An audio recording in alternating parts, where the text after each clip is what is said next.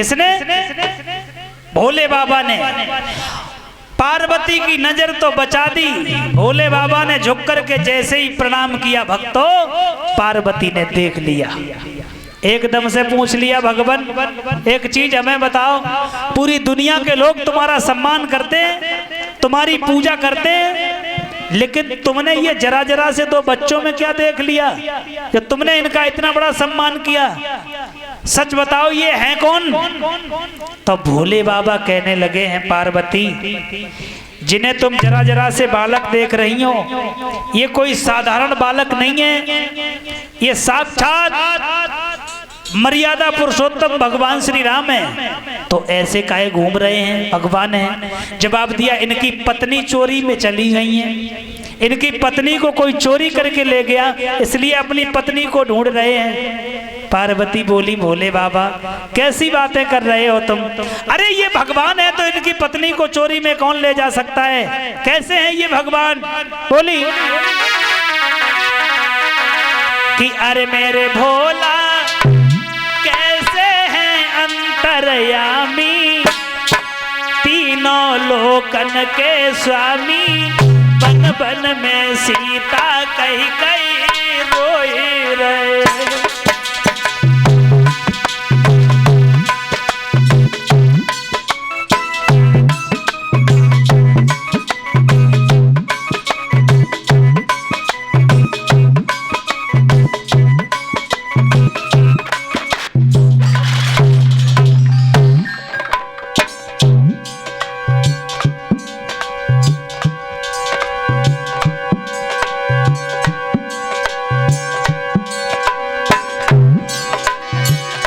जवाब दिया है,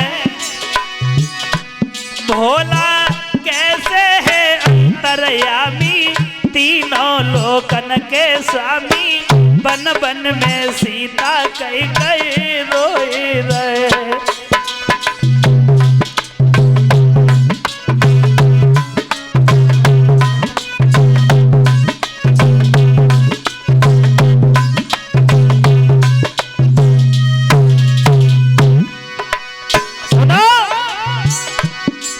अरे बन बन मारे फिर कहाँ है मेरी जनक दुलारी, अरे बन बन मारे फिर कहाँ है मेरी जनक दुलारी, अरे बोलत हमसे झूठ ना था तुम शिव शंकर त्रिपुरारी, भोला कैसे है अंतर्यामी, तीनों लोकन के स्वामी, बन बन में सीता कई कई रोई रहे।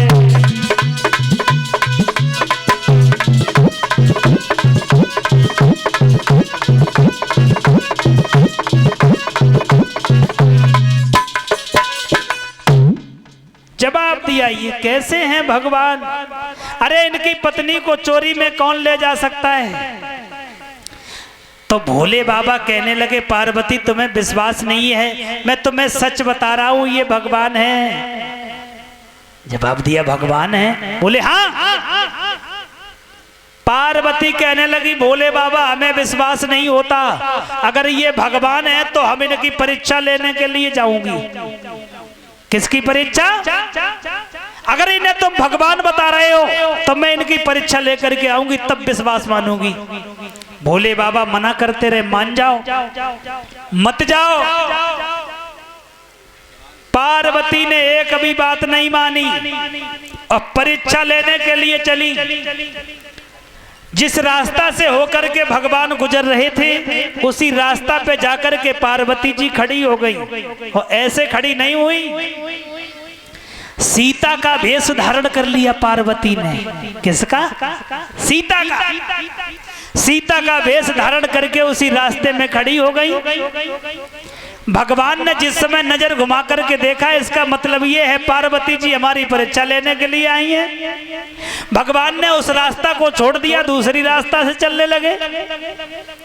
पार्वती ने जब देखा भगवान ने उस रास्ता पे जा रहे हैं, तो उस रास्ता पे जाकर के खड़ी हो गई। भगवान ने कहा चलो छोड़, ये तो वैसे ही परीक्षा लेने के चक्कर में पड़ी हैं। भगवान ने वो भी रास्ता छोड़ दी, वो तीसरी रास्ता पे चलने लगे। पार्वती के दिल में फिर चैन ना आए, तीसरी रास्ता पे जाके खड़ी हुई गई। भगवान ने मन में विचार करो कि जी अब नहीं मानेंगी। सोई भगवान आगे को बढ़त चले गए। श्री राम शेषावतारी लक्ष्मण और जैसे ही पार्वती के पास में पहुंचे, सोई भगवान श्री राम ने एक बात पूछी, मैया पार्वती, पार्वती अकेली आई हो, भोले बाबा को कहाँ छोड़े आई? जैसे ही इतनी बात कही, भगवान श्री राम ने भोले बाबा को कहाँ छोड़े आई? अब शर्म की वजह से पार्वती का सर नीचे को झुक गया। मैंने अपने पति का अपमान कर दिया, उनकी बात नहीं मानी, और यहाँ भी हमारी पहचान हो गई। अब मैं अपने पति को मुंह कैसे दिखाऊंगी? आज भगवान तो वहां से आगे के लिए चले गए।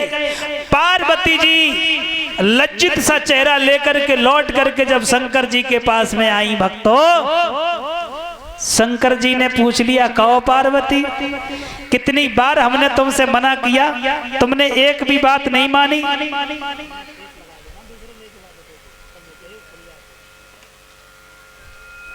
जवाब दिया, मैंने कितनी बार समझाया, तुमने एक भी बात नहीं मानी, और तुमने परीक्षा लेकर के भगवान की अपनी बहुत बड़ी बदनामी कराई है, और तुमने मेरी बात नहीं मानी तो नहीं मानी, लेकिन तुमने सबसे बड़ी एक भूल की है। क्या? तुमने सीता का वेश धारण किया है, और सीता को मैं मां मानता हूं। किसने कहा? भोले बाबा ने। भोले बाबा बोले, पार्वती तुमने सीता का वेश धारण किया है, सीता मेरी मां है, तो जाओ, आज से तुम मेरी पत्नी नहीं बल्कि मेरी अम्मा हो चुकी हो। किसने कहा? भोले बाबा ने कहा, तुमने सीता का वेश धारण किया तो आज से तुम हमारी पत्नी नहीं हो बल्कि मेरी मां बन गई हो। भगवान शंकर पार्वती से बोले, सुनिए पार्वती,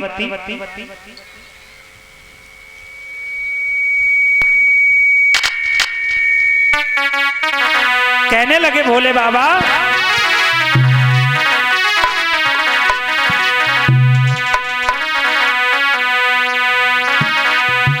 भोले बाबा पार्वती से बोले, किसी बसंकल पकी न मन माही,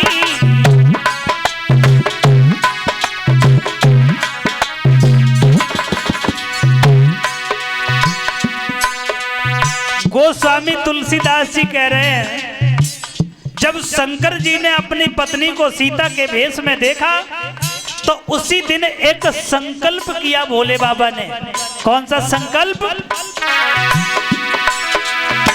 शिव संकल्प की न मन माई,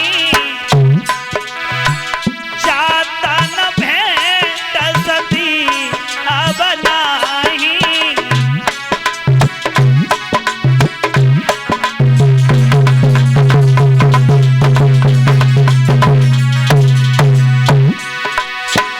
जवाब दिया है शंकर भगवान ने, पार्वती तुमने सीता का वेश धारण किया और सीता मेरी मां थी, तो आज से तुम हमारी पत्नी नहीं बल्कि मां के समान हो गई हो। आज के बाद में ये शरीर तुमसे कभी स्पर्श नहीं हो सकता। संकल्प कर दिया भोले बाबा ने।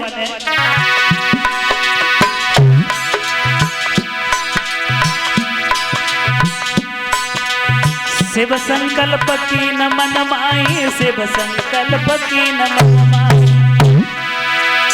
शिव संकल्प की न मन माही,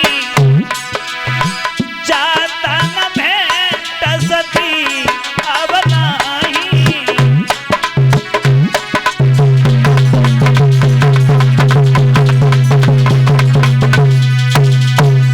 शिव संकल्प की न मन माही, और जात न भेंट सती अब नाही। जवाब दिया, जाओ सती जी, सीता का वेश धारण किया, तुम मेरी मां बन गई। आज से मेरा शरीर तुम्हारे शरीर से कभी स्पर्श नहीं हो सकता। आज कितनी बड़ी भूल की पार्वती ने पति की बात नहीं मानी, अनादर कर दिया पति का। इसी तरह से भक्तों ब्रह्मा जी के यहाँ एक बहुत बड़ी सभा लगी हुई थी जिसमें समस्त देवता लोग बैठे हुए थे, भगवान शंकर भी बैठे हुए थे। उस सभा में भोले बाबा के ससुर दक्ष प्रजापति का सबसे बाद में आना हुआ। किसका? भगवान शंकर के जो ससुर थे दक्ष प्रजापति, वो सबसे बाद में उस सभा में आए। जैसे ही दक्ष प्रजापति का आगमन हुआ सभा में, सभी देवताओं ने उठकर के दक्ष प्रजापति को प्रणाम किया, नमस्कार किया। लेकिन भोले बाबा ने अपने ससुर को जब देखो तो ना उठे और ना प्रणाम करी, ना नमस्ते करी, चुपचाप यूं ही बैठे रहे। और दक्ष प्रजापति जब सभा के अंदर पहुंचे, जवाब दिया, देख लिया तुम सब लोगों ने, इतनी बड़ी सभा में जितने भी लोग बैठे हैं सब लोग मेरा सम्मान करते हैं, लेकिन ये मेरा दामाद इतना बड़ा घमंडी है, इतना बड़ा मूर्ख है, इसे ये भी नहीं पता कि दूसरों का सम्मान कैसे किया जाता है। उसी क्रोध में आकर के दक्ष प्रजापति ने अपने दामाद को हजारों गालियां दे डाली। क्रोध में भोले बाबा पे कोई असर नहीं, देते रहो गाली, बैठे हैं चुपचाप। सभा जब वहां से खत्म हुई तो सभी लोग अपने घर के लिए उठ के गए हैं। दक्ष प्रजापति ने जाकर के कनखलपुरी में हरिद्वार में एक यज्ञ का अनुष्ठान रच दिया। किसने? दक्ष प्रजापति ने, यानी भोले बाबा के ससुर ने कनखलपुरी में जाकर के जब यज्ञ का अनुष्ठान रचा दिया, सर्व देवी देवताओं को निमंत्रण भिजवा दिया, बुलावा दे दिया। लेकिन दक्ष प्रजापति ने उसी गुस्सा में बाबा जी ना तो अपने दामाद को बुलाया और ना अपनी लड़की को बुलाया। यज्ञ का अनुष्ठान जब शुरू हुआ, देवता लोगों की स्त्रियां सुंदर सुंदर वस्त्र आभूषण पहने अपने पतियों के साथ विमान पे बैठ करके आकाश मंडल से ये यज्ञ में भाग लेने के लिए जब चले हैं, पार्वती ने नजर उठा करके देखा, पूछ लिया भोले बाबा से, भोले बाबा ये देवता लोगों की स्त्रियां विमानों पे बैठ बैठ करके कहाँ जा रही हैं, किसके पास में जा रही हैं? तो पार्वती भोले बाबा से बोली, सुनिए भगवान,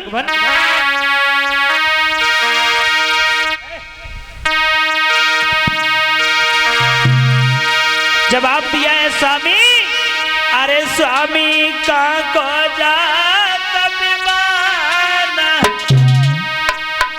भोले बाबा स्वामी कहाँ को जात विमान, और आज सुबह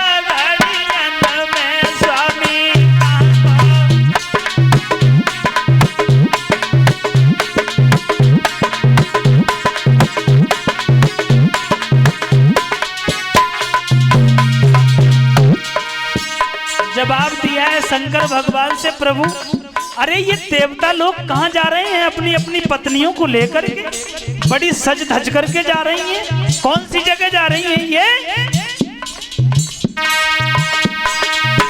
स्वामी कहाँ को जात विमान, आज सुबह घड़ियन में स्वामी कहाँ को जात विमान, आज सुबह घड़ियन में।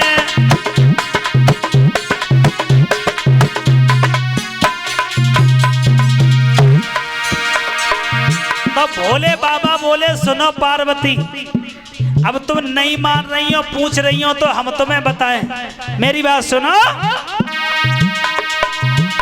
अरे तुम्हारे पिता ने यज्ञ रचाया,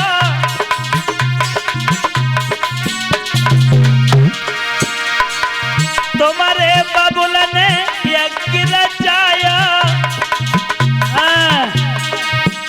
अरे तोई दई दावत ना हमें बुलवाया,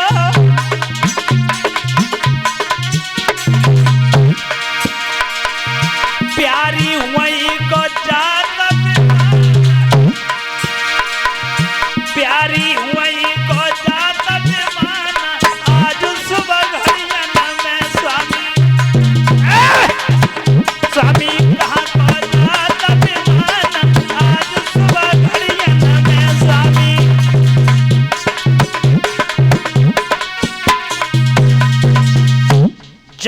दिया है भोले बाबा ने पार्वती। तुम्हारे पिता ने कनखलपुरी में यज्ञ का अनुष्ठान रचाया है। ये सभी देवता लोग अपनी पत्नियों को लेकर के उस यज्ञ में भाग लेने के लिए जा रहे हैं। भोले बाबा, भोले बाबा, भला ऐसा कैसे संभव हो सकता है कि हमारे पिता के घर में यज्ञ का अनुष्ठान उत्सव चल रहा हो और मेरे पिता ने ना तुम्हें बुलाया ना हमें बुलाया, इसका कारण क्या है? तो उसी समय शंकर जी कहने लगे, सुनो पार्वती, एक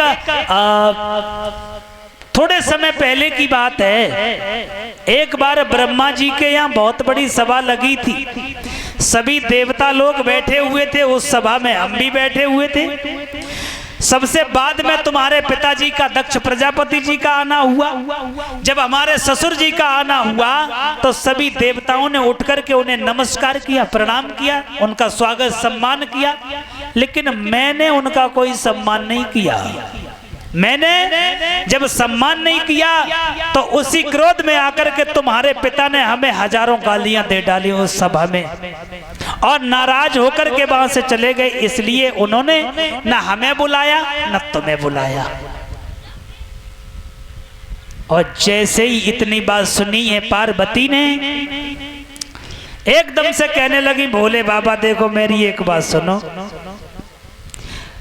पिताजी के साथ में तुम्हारी लड़ाई भई है, हमारी ना है भई है। हाँ, पिताजी के घर में अगर उत्सव है, फंक्शन है तो मैं अवश्य जाऊंगी, मुझे भिजवा दीजिए, क्योंकि मेरी साथ की सहेलियां वहां इंतजार कर रही होंगी, मेरी रास्ता देख रही होंगी, मैं तो जाऊंगी, कहने लगी।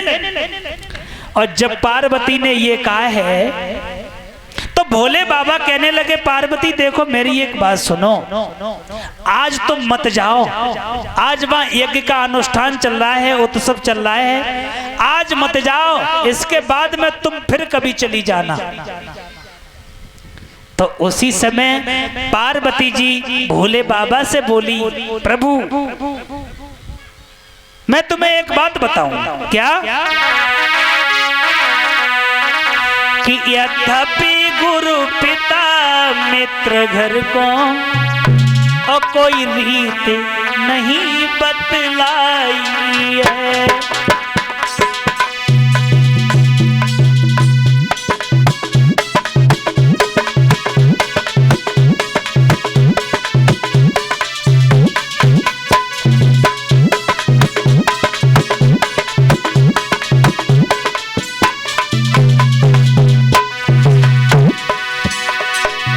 जवाब दिया है मैया सती ने, भोले बाबा गुरु पिता और मित्र के घर पे जब मर्जी आए तब चले जाए इंसान।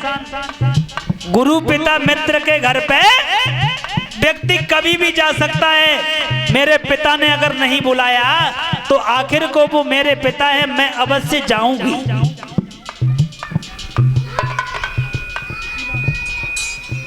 इसी के साथ ही साथ 51 मुद्राएं वेद प्रकाश राठौर जी की तरफ से समर्पण हो रही हैं। कामना करेंगे भगवान से लंबी दीर्घ आयु दे भगवान ने, घर परिवार में सुख शांति बनी रहे, कुबेर भंडारी भंडार भरते रहे। जवाब दिया है सती ने, मैं तो जरूर जाऊंगी, पिता के घर पे कोई ऐसी बात नहीं है। तो भोले बाबा बोले, हाँ पार्वती तुम्हारी बात बिल्कुल सही है, तो मेरी भी सुनो।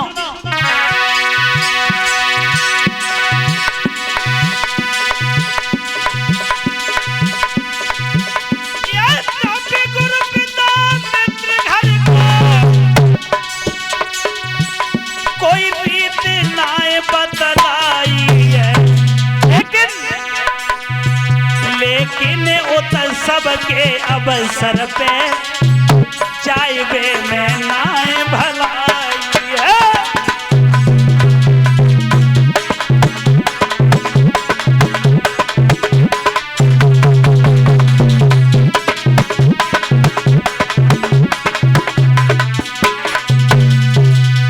जवाब दिया है तुम्हारी बात बिल्कुल सही है, गुरु पिता मित्र के घर पे व्यक्ति कभी भी जा सकता है, लेकिन कभी तो जा सकता है। गुरु पिता या मित्र के घर पे कोई फंक्शन उत्सव हो रहा हो तब व्यक्ति को बिना बुलाए नहीं जाना चाहिए, और बिना बुलाए जो जाते हैं उनका सम्मान नहीं बल्कि अपमान ही होता है। तो उसी समय भोले बाबा मना कर रहे हैं और पार्वती जी जिद कर गई, भोले बाबा मुझे भिजवा दीजिए, मैं तो अवश्य जाऊंगी अपने पिता के घर पे, मेरी मैया बैठी बैठी मेरा इंतजार कर रही होगी, मुझे भिजवा दो। तो भोले बाबा बोले सुनिए सती कि मेरी प्यारी सती मई के जइयो मती मान जाना, वहां जाकर लगे ना ठिकाना।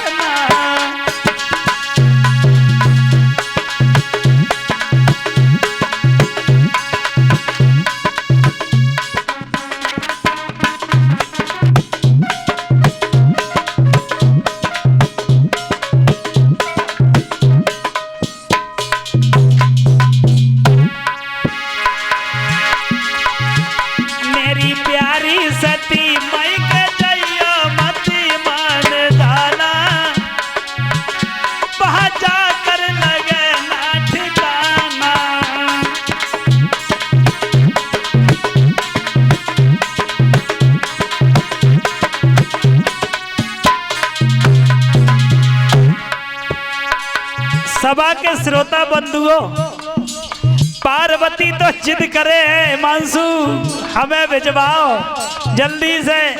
भोले बाबा बोले सती जी मान जाओ, बिना बुलाए जाओगी तो बेइज्जती के अलावा कुछ नहीं मिलेगा।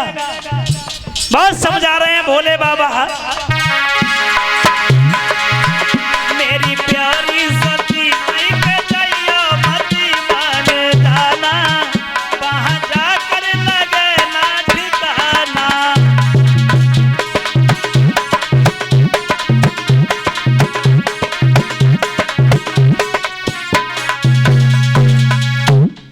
भक्त जनों, काफी देर समझाया पार्वती, जब एक भी बात सती जी नहीं मानी, अंत में मजबूर हो गए भोले बाबा।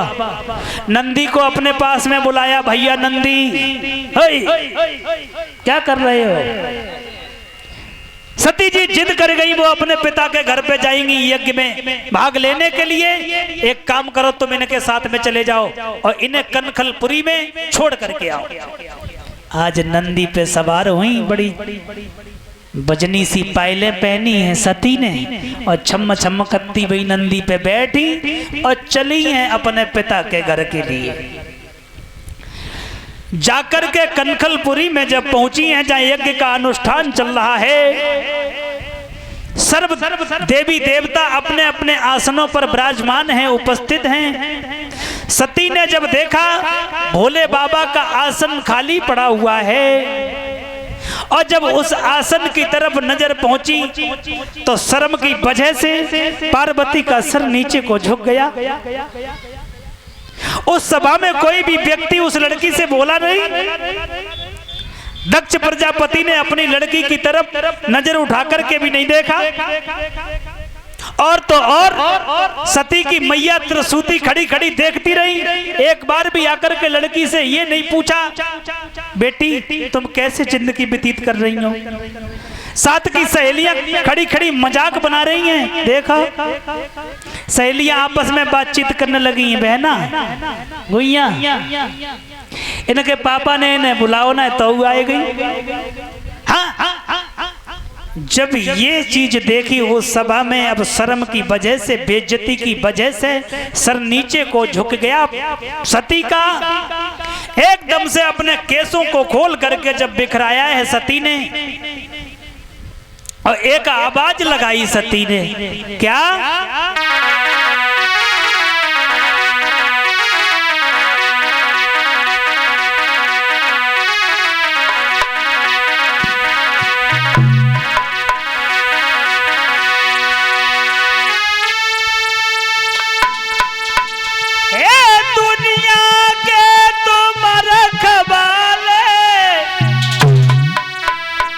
पवन देव देखत रहियो, अगर पहुंच सको तो पवन देव भोला से संदेशो कहियो।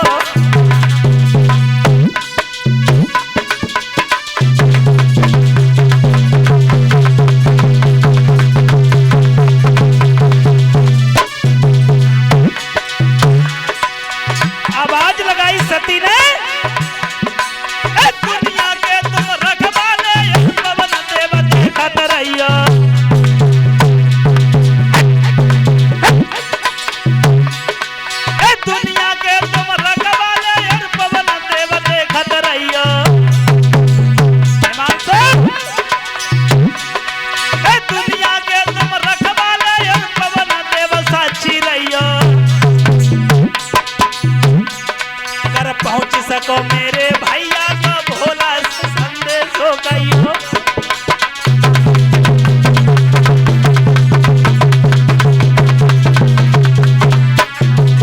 और बोली श्री अनल देव की गोदी में ये सती सत्य पर जाती है। श्री अनल देव की गोदी में ये सती सत्य पर जाती है।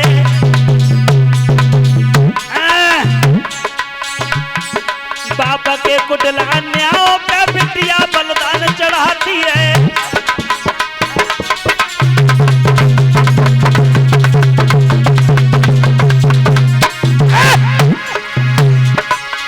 सती जी ने आवाज लगाई है पवन देव, अगर यहाँ की दशा तुम देख रहे हो तो भोला से जाकर के सूचना दे देना। ये बेइज्जती हमसे सहन नहीं हो रही है। पिताजी के अन्यायों पे आज ये लड़की अपने प्राणों की आहुति देने के लिए जा रही है। बोली है सती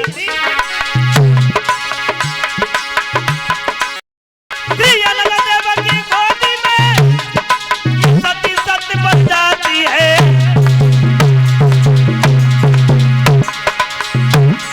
पाप के कुटिल अन्यायों पे बिटिया बलिदान चढ़ाती है।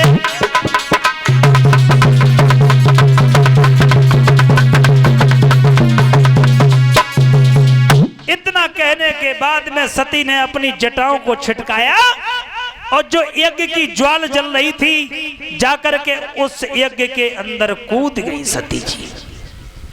और यज्ञ के अंदर जब कूद गई जलने लगी। जल करके जब राख हो गई सती जी, जाकर के भोले बाबा को सूचना जब मिली है कैलाश पर्वत पे, क्रोध में आकर के भोले बाबा ने जिस समय अपनी जटाओं को खोल करके जमीन से जब पटका, उन जटाओं से एक वीरभद्र नाम का राक्षस पैदा हो गया। कौन? वीरभद्र नाम का राक्षस जब पैदा हो गया, इतना विशाल है वो राक्षस जिसके पैर तो जमीन में है, चोटी आसमान में है। दोनों हाथ जोड़े भोले बाबा से भगवान कहिए क्यों बुलाया, क्या काम है? भोले बाबा ने कहा जाओ वीरभद्र, कनकलपुरी में यज्ञ का अनुष्ठान चल रहा है, वहां सती जी कूद करके भस्म हो गई हैं। अपने पिता के अन्यायों को सहन नहीं कर सकी, बर्दाश्त नहीं कर सकी, उन्होंने अपना शरीर त्याग दिया, यज्ञ में जल करके भस्म हो गई। जाओ उस सभा में, उस सभा में जितने भी लोग बैठे हैं हाहाकार मचा दो, मार मार करके जमीन पे गिरा दो। और अगर हमारे ससुर दक्ष प्रजापति मिल जाएं तो ऐसी मौत मारो जो देखने वालों का कलेजा हिल जाए। आज वीरभद्र तो वहां से चला है और ये कनकलपुरी में जब उस सभा में पहुंचा है वीरभद्र, तो इसने उस सभा में मारपीट मचानी शुरू कर दी। उस सभा में जो भी मिल जाता है, किसी का हाथ तोड़ देता है, किसी का पैर तोड़ देता है, किसी को उठा करके जमीन में गाड़ देता है। भृगु ऋषि उस सभा में बैठे हैं, समझ गए कि आज ये राक्षस किसी को भी जीवित नहीं छोड़ेगा। उसी समय अरे भृगु ने कला दिखाई है, भृगु ने कला दिखाई है, तो वीरभद्र समझ आई है। सब देव लियो बचाई हरे भीर,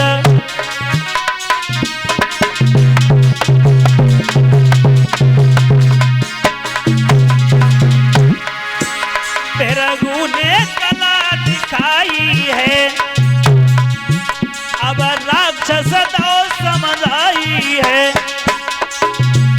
सब देव लियो बचाई हरे भीर।